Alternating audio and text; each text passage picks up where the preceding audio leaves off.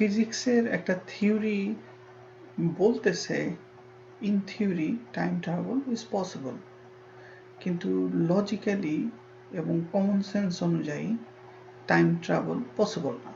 Time travel যদি ফিজিক্সের ভাষায় পসিবল হয়, কিন্তু আবার কমন সেন্সে পসিবল না। আমি কমন সেন্সের এক্সাম্পলটা আনি, তাহলে যদি গ্র্যান্ডফাদার যদি পাস্টে ট্রাভেল করে তার নিজের গ্র্যান্ডফাদারকে কিল করে, তাহলে আমি কই থেকে আসছি ফর এক্সাম্পল। মানে টাইম ট্রাভেল পসিবলটা ট্রু, নাকি আমার কমন সেন্স অথবা লজিক্যাল ইনকনসিস্টেন্সি যেটা আসতেছে সেটাই হয়তো সামহাউ রং। না, ফিজিক্যালি অ্যান্ড লজিক্যালি তুমি দেখো, তুমি যে অরিজিনালটার কথাটা বললাম যে আমি যদি পাস্টে ফেরত যে আমার ফাদারকে কিল করি, তাহলে ফাদার আমাকে জন্ম দেওয়ার আগেই মারা গেল, তাহলে আমি কোথা থেকে আসলাম? তাহলে বেসিক্যালি বেসিক্যালি তাহলে এটা তো একটা লজিক্যালি, মানে আমি তো ফিজিক্যাল এক্সপেরিমেন্ট করতে পারতেছি না, কারণ যেহেতু টাইম ট্রাভেল করে পিছনে যে খুন করে দেখি কি হয়, তাই না? যদি খুন করে দেখার পরে দেখতাম আমি কই যাই, তাহলে সেটা বলতা যে ফিজিক্যাল অথবা এক্সপেরিমেন্টাল এভিডেন্স। কিন্তু যেহেতু ফিজিক্যালি আমি ট্রাভেল করতে পারতেছি না, তাহলে লজিক্যাল যদি ইনকনক্লুশন হয় অথবা লজিক্যালি বলে এটা ক্লিয়ারলি এগেনস্ট লজিক, তাহলে তো বেসিক্যালি কোনটা ট্রু? লজিক্যালি যদি একটা জিনিস টোটালি ইনভ্যালিডেটেড হয়, তাহলে সেইটা নিয়ে মানে বেসিক্যালি হলিউডে ইন জেনারেল মুভিতে টাইম ট্রাভেল ব্যাপারটা এত বেশি প্রমিনেন্ট, তাহলে এটা যদিও একটা গুড ফ্যান্টাসি, ড্রিমের মতো, ড্রিম হয়তো রিয়েল না, কিন্তু ড্রিম দেখতে তো সবাই পছন্দ করে, স্পেশালি একটা গুড ড্রিম। কিন্তু ড্রিমের উপর বেস করে তো ধরো তোমার আমার লাইফের অ্যাকশন অথবা চিন্তা ভঙ্গি চেঞ্জ করি না। ড্রিম একটা দেখা গুড, কিন্তু ড্রিম দেখছি দেখে ডে টু ডে আমরা যেভাবে কথা বলি সেভাবে তো আমরা কথা চেঞ্জ করি না। ঠিক একই রকম টাইম ট্রাভেল যদি রিয়েল না হয়, তাহলে বেসিক্যালি এটা আইনস্টাইনের থিওরি কি রাইট নাকি রং?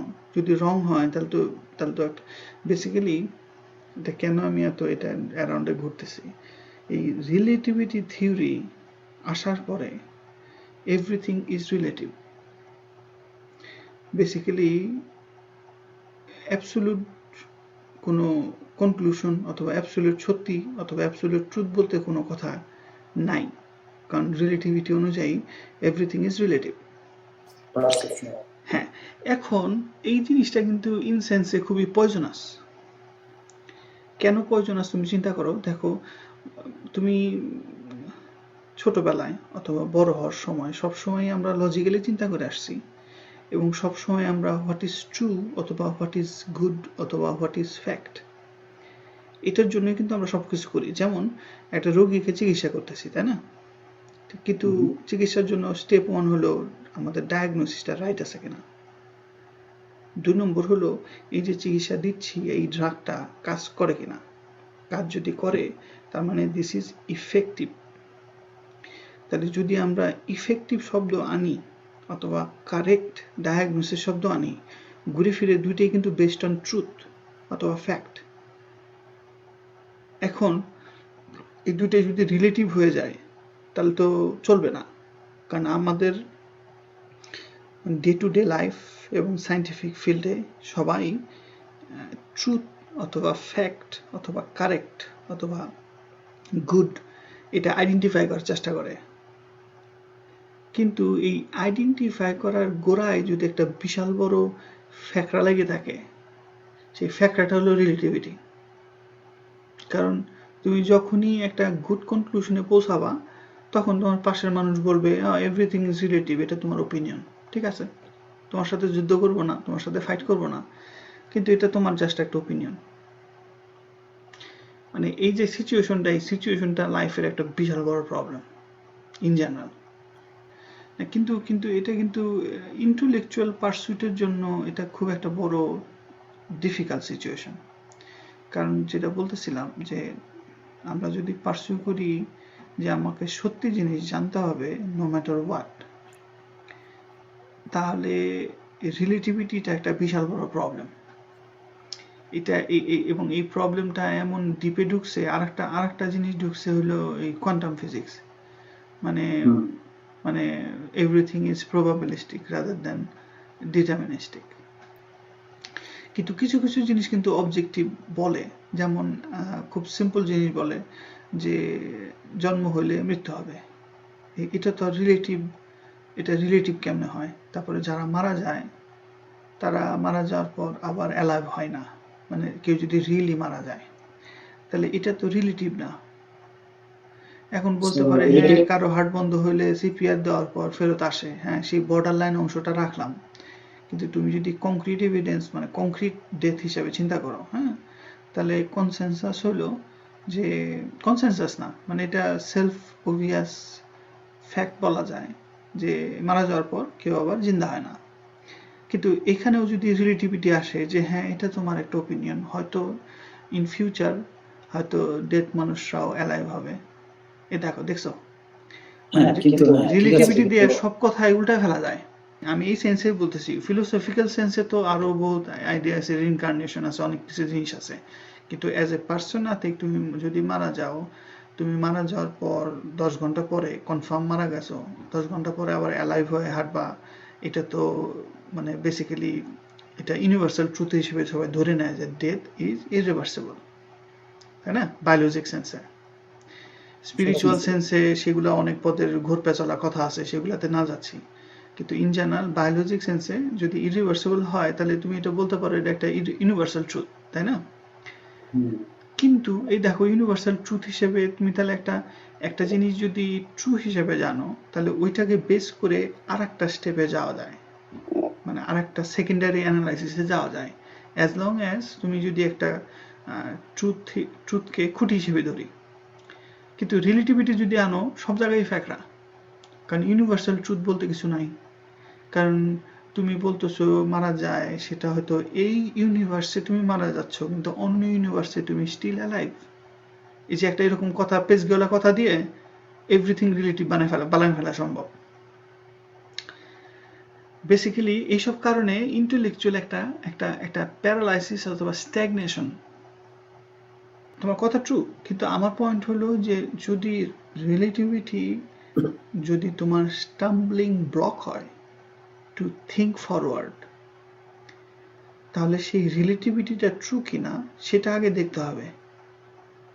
এখন রিলেটিভিটি নিজেই কিন্তু একটু প্যারাডক্সিক্যাল। আমি তোমাকে এক্সাম্পল দিই, এভরিথিং ইজ রিলেটিভ। তাহলে এই কথাটা ট্রু আর ফলস, মানে বেসড অন রিলেটিভিটি।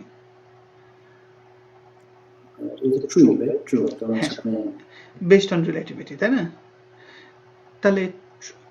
তাহলে এই ট্রু স্টেটমেন্টটা ইটসেলফ কিন্তু একটা নন রিলেটিভ কথা। তুমি খেয়াল করো, এভরিথিং ইজ রিলেটিভ, এই কথাটা তো অ্যাবসলিউট কথা একটা, কিন্তু রিলেটিভিটি নিজেই বলতেছে এভরিথিং ইজ রিলেটিভ। কাজেই তুমি প্যারাডক্সটা বুঝতে পারছো? তাহলে এই কথাটা ইটসেলফ নিজেও নন ট্রু, বেসড অন রিলেটিভিটি। কোনো কিছুতে ক্লেম করা যাবে না। এভরিথিং ইজ রিলেটিভ, এটা যদি রিলেটিভিটি সাজেস্ট করে, তার মানে এই স্টেটমেন্টটা ইউনিভার্সাল ট্রুথ। তাহলে কিন্তু রিলেটিভিটি অনুযায়ী ইউনিভার্সাল ট্রুথ নাই।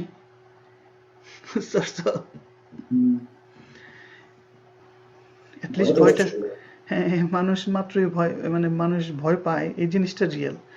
গড় অংশটা বাদ দাও। তো এখন যদি মানুষ মাত্র ভয় পায় সেই জিনিসটা, তাহলে সেই ভয়টা কিসের ভয়?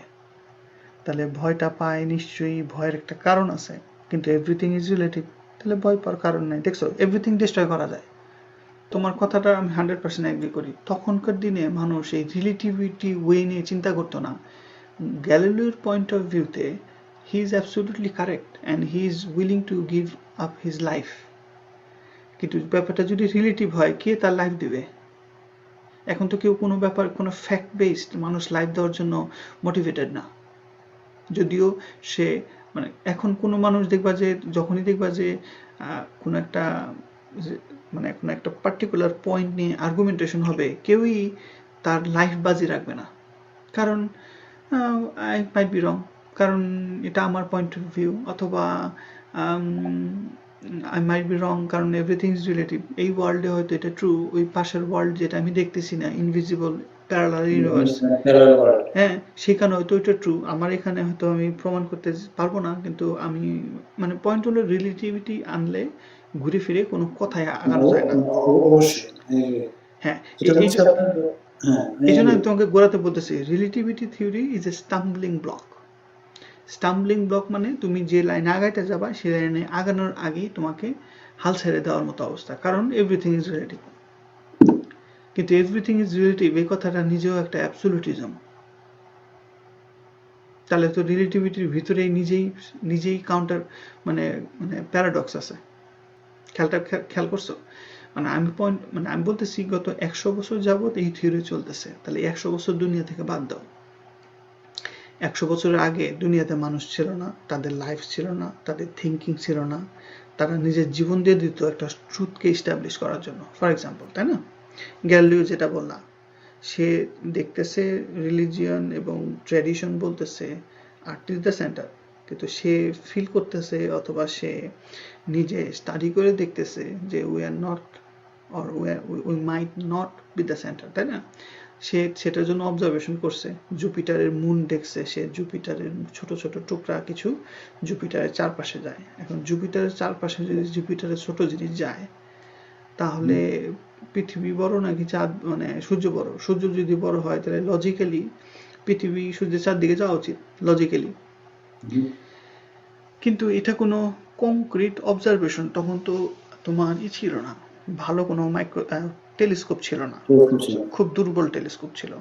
তুমি অ্যাকচুয়াল মেজারমেন্ট যে আসলেই পৃথিবী মুভ করে কি করে না, তো এইটার এক্সপেরিমেন্টের নাম জানো? এটা কোন এক্সপেরিমেন্টটা করছে?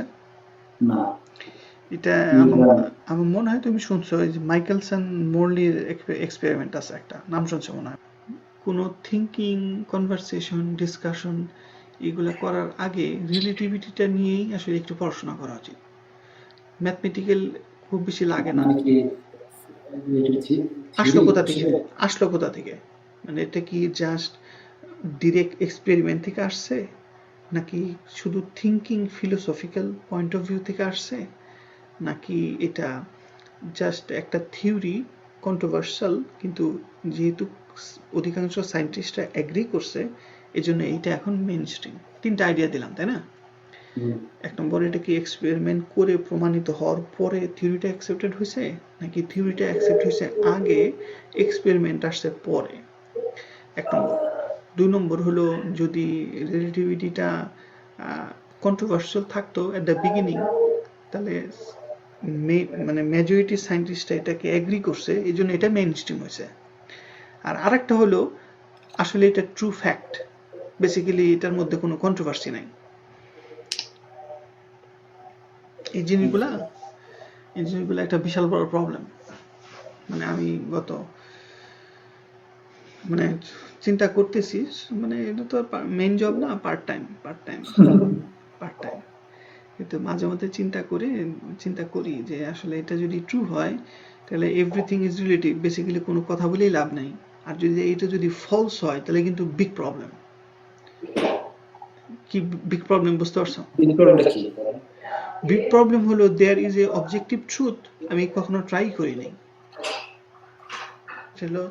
মানে যদি আমি নিজেকে দাবি করি যে I am seeking for truth or knowledge, for example, তোমার মেইন সবচেয়ে বড় স্টাম্বলিং ব্লক হলো রিলেটিভিটি। তোমাকে ফার্স্ট ওইটা ডিল করতে হবে যে এটা কি ট্রু, নাকি এটা কি ফলস, নাকি এটা একটা হাইপোথেসিস, নাকি এটা একটা কনজেকচার, নাকি এটা একটা সোশ্যাল এগ্রিমেন্ট, নাকি এটা সায়েন্টিফিক কনসেনসাস। মানে ব্যাপারটা কি? এটা যদি একটা social agreement among the scientist হয়, দ্যাটস ওকে, তার মানে আমি এটা ইগনোর করতে পারি, এটা ইউনিভার্সাল ট্রুথ না। আর এটা যদি আমি পড়াশোনা করে দেখি যে না, এটার মধ্যে ফলসিটি আছে, তার মানে আই ক্যান ইগনোর রিলেটিভিটি, তাহলে আর একটা বড় প্রবলেম আছে। বড় প্রবলেমটা হলো there is objective truth I never tried. আর যদি ট্রু হয় তাহলে রিয়েলি ট্রু তো, কারণ এটা যদি ট্রু হয় এটার উপর বেস করে আমার অনেকগুলা ফ্যাক্টর চলে আসবে যেটা আমি ডিসকাউন্ট করতে পারবো, যে না কোনো কিছু চিন্তা না করলেও চলবে। যেটা কি আমি তো বললাম, এটা কি সায়েন্টিফিক কনসেনসাস, নাকি এটা অ্যাবসলিউট ট্রুথ, নাকি এটা সোশ্যাল ট্রুথ, নাকি এটা ফিলোসফিক্যাল সাজেশন, নাকি এটা এক্সপেরিমেন্টাল ভ্যালিডেশন। ফিলোসফিক্যাল সাজেশন মানে হলো সায়েন্সরা যখন কনক্লুশন টানে, সেই কনক্লুশন অনেক সময় এক্সটেনশন টানে। মানে ধরো 2 আর 2 এ 4 হয়, এটা একটা মানে ধরো এক্সপেরিমেন্টাল ফ্যাক্ট।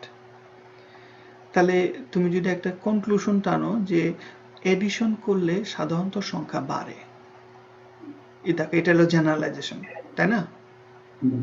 তাহলে এই যে এটা একটা philosophical extension of A scientific fact. মানে রিলেটিভিটিটা ইটসেলফ একটা সায়েন্টিফিক ফ্যাক্ট নাকি একটা ফিলোসফিক্যাল এক্সটেনশন? ফিলোসফিক্যাল এক্সটেনশন যদি হয় তার মানে এটা নিয়ে এখনো ক্লিয়ার কাট কনফার্ম না।